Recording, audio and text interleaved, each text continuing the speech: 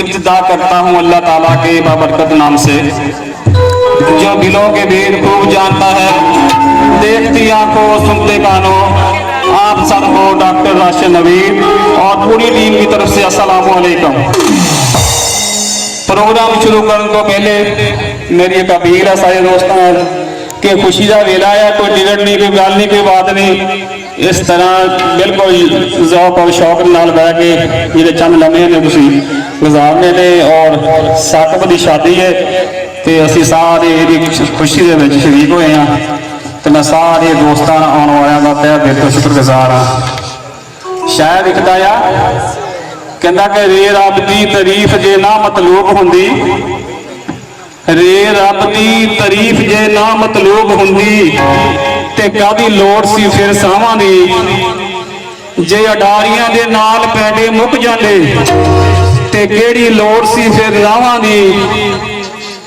कहंदा जे चिड़ियां जानदियां फन दफनावन दा ते केड़ी लोड़ सी फिर कावां दी।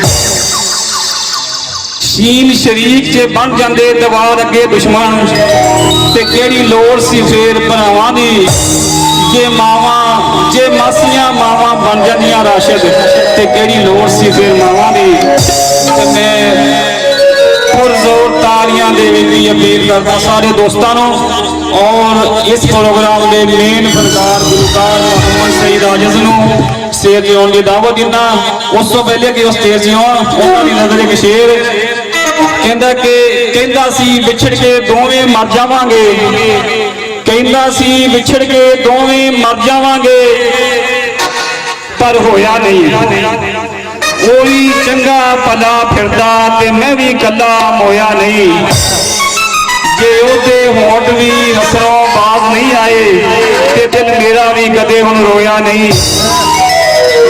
कहंदा कि जो कहंदा सी ओने ओह कुछ कीता जो मैं चाहता सा राशिद ओ होया नहीं। तालियां पुरजोर तालियां दे विच मोहम्मद सईद आजिज।